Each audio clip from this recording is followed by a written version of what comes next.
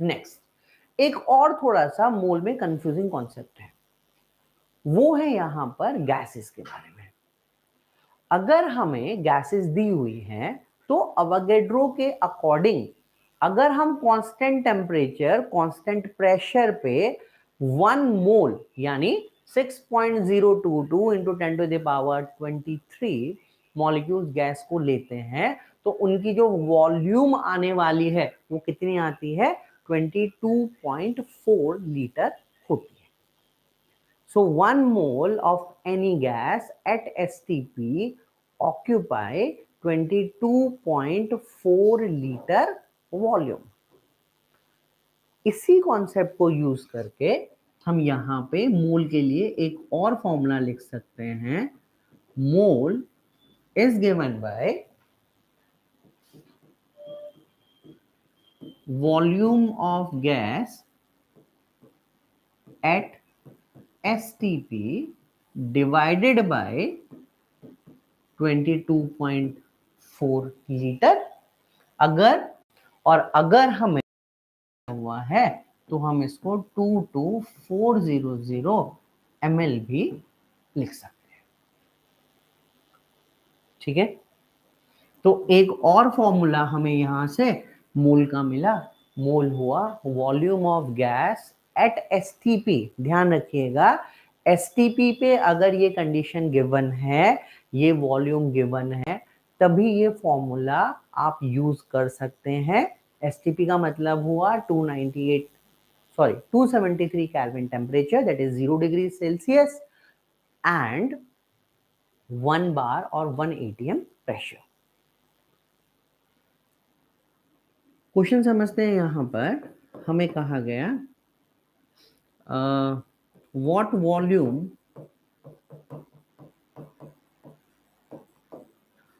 of O2 gas is occupied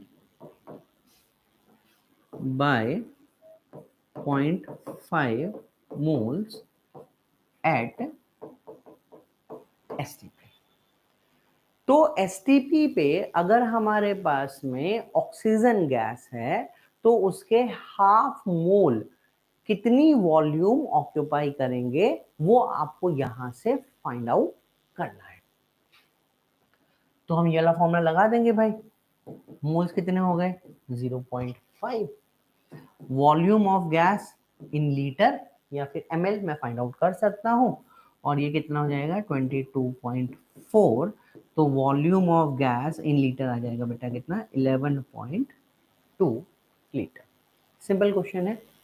ठीक है, अब इसमें थोड़ा सा अगर हम तड़का लगा दें, तड़का लगाने का मतलब क्या है भाई, हम कोई दो कॉन्सेप्ट को एक साथ मिक्स कर दें, तब क्या होगा समझिए कैसे। जैसे हमने लिखा a gas occupying 10 litre at STP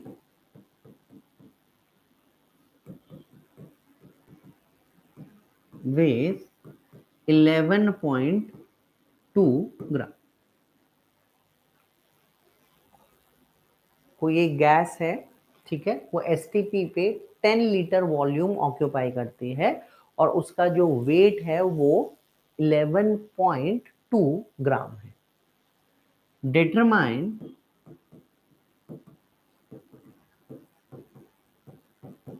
mass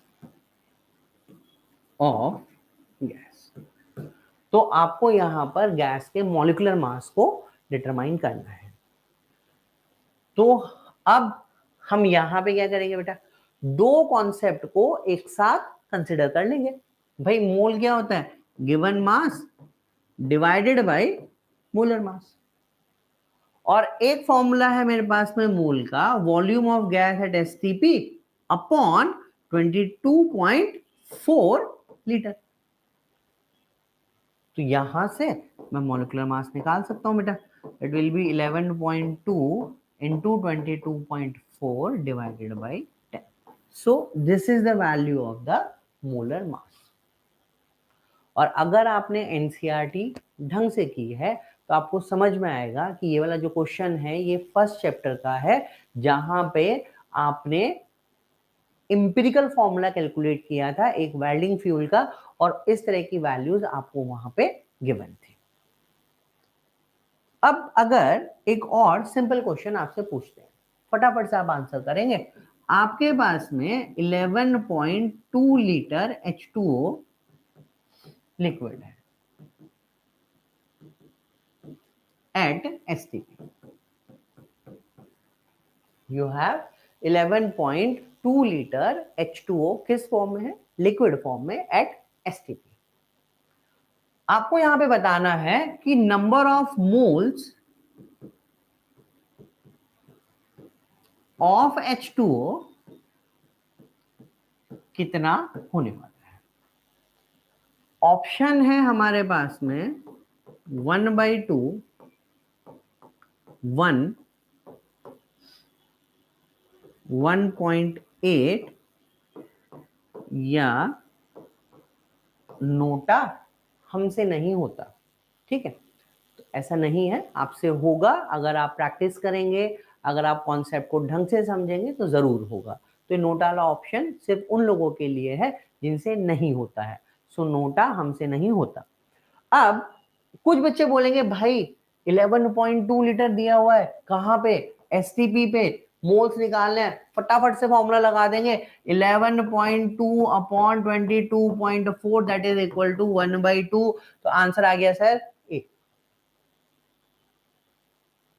wow, within 10 second आपने आंसर निकाल दिया। कितना? 1/2। बट गलत है। क्यों गलत है भाई? एसटीपी दिया हुआ है, बहुत अच्छी बात है। वॉल्यूम दिया हुआ है, वो भी अच्छी बात है। लेकिन जो स्टेट है वो कौन सी है? वो लिक्विड है। और क्योंकि स्टेट लिक्विड है, इसलिए मैं यहां पर मोल का वॉल्यूम अपॉन 22.4 लीटर वाला जो फॉर्मूला है उसको यूज नहीं कर पाऊंगा। ठीक, तब मोल्स कैसे निकलेंगे? अब इसके लिए हम given mass divided by molar mass वाले कॉन्सेप्ट को यूज करने वाले हैं। कैसे बेटा? हमें पता है कि वाटर की जो डेंसिटी होती है ये 1 ग्राम पर सीसी होती है। CC stand for centimetre cube. अब यहां पर डेंसिटी क्या होता है भाई? डेंसिटी होता है मास बाई वॉल्यूम। तो मैं यहां से वाटर का मास निकाल सकता हूं। तो W कितना हो जाएगा बेटा? It will be density into V। Density 1 है और ये क्योंकि ml में है तो इसको भी मैं ml में कर लेता हूं, 11200 ml। तो हमें यहाँ पे मिला 11200 gram. This is the mass of the water we have at STP। तो अब हमें यहाँ पे W पता चल गया, और W पता चल गया तो मैं मोल्स निकाल सकता हूँ। तो नंबर ऑफ मोल्स आ जाएगा बेटा 11200 डिवाइडेड बाई 18। तो आपका आंसर आएगा, जाहिर सी बात है भाई, नोटा ही आने वाला है। ठीक है, तो आपको मोल पढ़ना है लेकिन कॉन्सेप्ट के साथ में पढ़ना है। इंपॉर्टेंट है, as I told you before also, कि ऑर्गेनिक में, इनऑर्गेनिक में, कोऑर्डिनेशन में, फिजिकल में, हर जगह मोल को आप यूज करने वाले हैं। तो आप छोटे छोटे पॉइंट्स को ध्यान रखेंगे, एसटीपी कंडीशंस को ध्यान रखेंगे, स्टेट को ध्यान रखेंगे, उसके बाद ही आप मोल को डिटरमाइन करेंगे। ठीक है, चलिए अब हम यहां पर कुछ क्वेश्चंस देखते हैं जो प्रीवियस ईयर में नीट में पूछे हुए हैं। इन्हीं सब कॉन्सेप्ट के बेसिस पे क्या हम उनको जल्दी जल्दी सॉल्व कर सकते हैं? Let's see.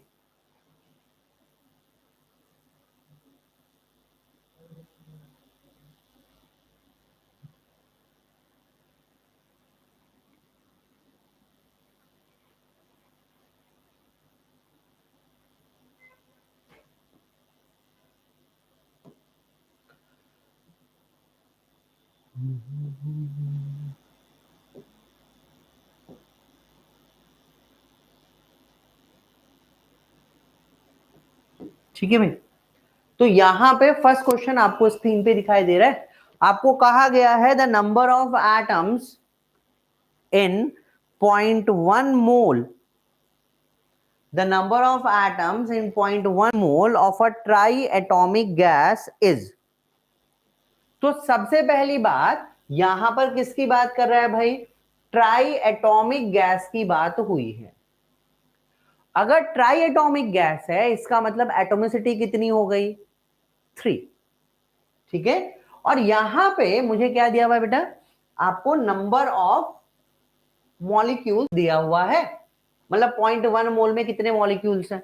अच्छा, अब मुझे यहाँ पे मॉलिक्यूल निकालने की रिक्वायरमेंट नहीं है क्योंकि हर जगह सेम है, तो मैं सिंपल फॉर्मूला लगा दूंगा, नंबर ऑफ एटम्स कितने हो जाएंगे, it will be Na into mole into atomicity. तो आपके पास Na तो कॉमन हो गया बेटा, मोल कितने हैं 0.1 और एटोमिसिटी कितनी है 3, because it is a triatomic gas, so it will be 6.022 into 10 to the power 23 into 0.1 into 3, तो मेरे पास आ जाएगा 1.806 into 10 to the power 23, so B is the right answer।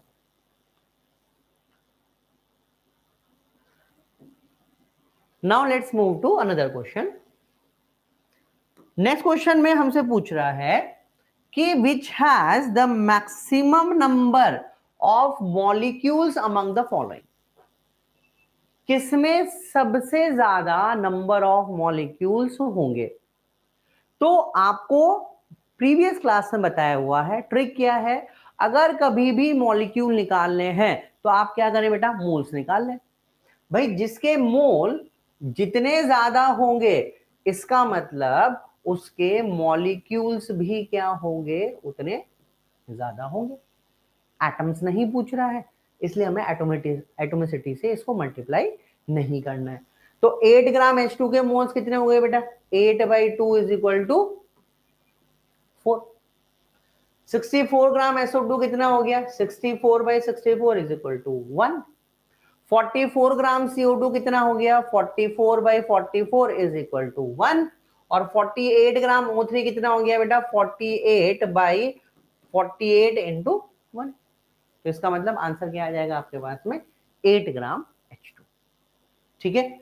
तो आपको यहां पर ज्यादा टाइम नहीं लेना है, ठीक है ना, क्वेश्चन करने के लिए विद इन 10 सेकेंड और 10 to 15 सेकेंड में आपका क्वेश्चन हो जाना चाहिए, क्योंकि अगर आप नीट पैटर्न पे जा रहे हैं बेटा तो आपके पास में 1 मिनट पर क्वेश्चन आपको दिया हुआ है ऑन एन एवरेज। चलिए नेक्स्ट क्वेश्चन देखते हैं बेटा।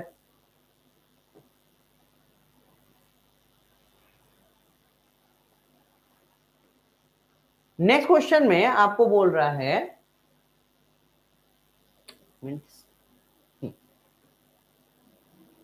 नेक्स्ट क्वेश्चन है हमारे पास में, equal masses of hydrogen, oxygen and methane have been taken in a container of volume V at temperature 27 degree Celsius in identical conditions.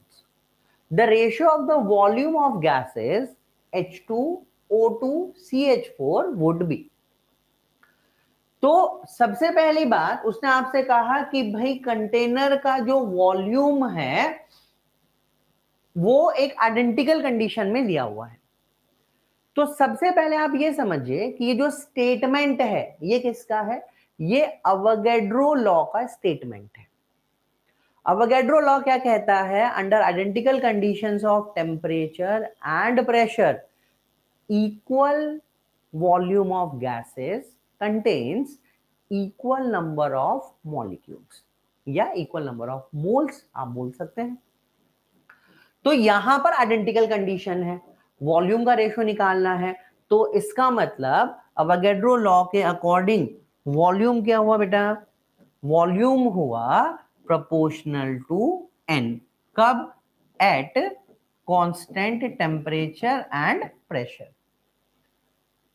तो आइडेंटिकल कंडीशन है, इसका मतलब मैं वॉल्यूम रेशियो का ना निकाल के क्या निकाल लूं बेटा, मोल का रेशियो निकाल लूं, और अगर मेरा मोल का रेशियो आएगा तो वही क्या आने वाला है, मेरा वॉल्यूम का रेशियो भी होगा।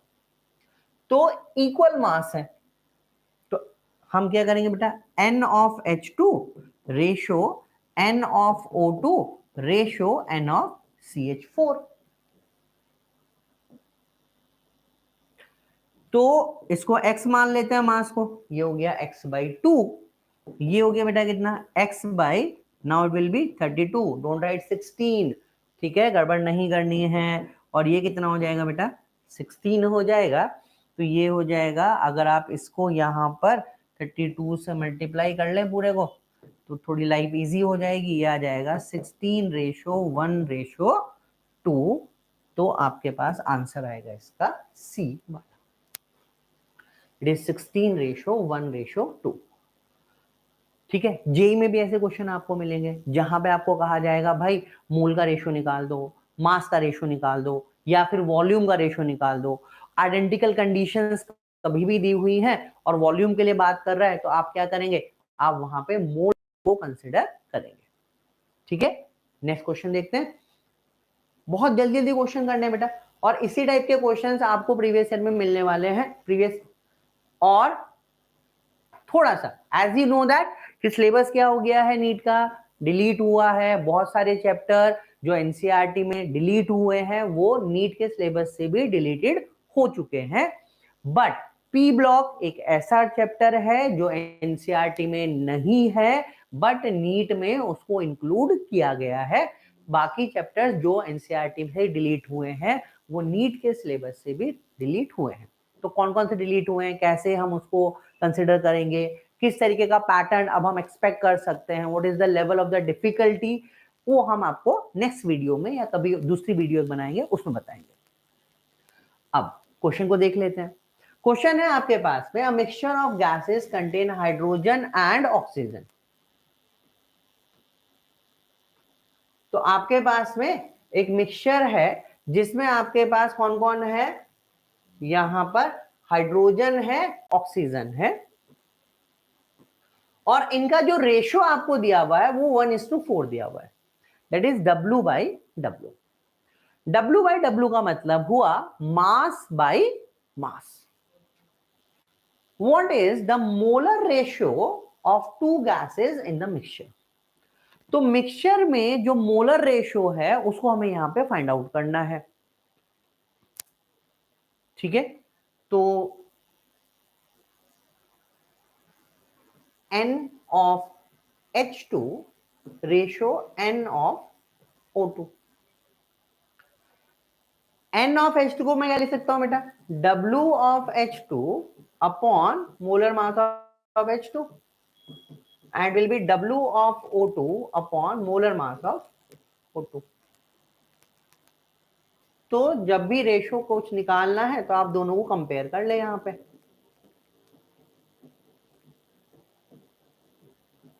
तो ये हो जाएगा यहाँ पे WH2 upon M of H2 into MO2 upon W of O2। तो ये जो WH2 यानी ये किसका रेशियो में निकाल रहा हूं बेटा, ये मैं निकाल रहा हूं NH2 अपॉन NO2 को। तो ये हुआ यहां पर NH2 upon NO2 is equal to, अब ये कितना रेशियो बेटा मेरे पास में, ये है 1/4, तो मोलर मास ऑफ O2 कितना हो गया, MO2 divided by MH2 into 1/4, तो ये हो जाएगा 32/2 into 1/4, 4 8 32, so it will be 4:1। तो आपके पास आंसर आ जाएगा डी वाला। ठीक है, और इस टाइप के क्वेश्चन में जो गलतियां होती हैं वो कहां पे होती है बेटा, कि हम जब रेशियो निकालते हैं तो उसको 1:4 भी लिख सकते हैं, 4:1 भी लिख सकते हैं। तो हमें समझना है कि क्वेश्चन में एक्चुअली पूछा गया है, किसका रेशियो पूछा है। ठीक है, तो यहां पे हाइड्रोजन ऑक्सीजन का रेशियो पूछा हुआ है, इसलिए आंसर कितना आएगा आपके पास में, 4:1 आएगा। अगर यही ऑक्सीजन हाइड्रोजन होता तो आंसर क्या आता, 1:4 होता, जो ऑलरेडी पहले से यहां पे गिवन है।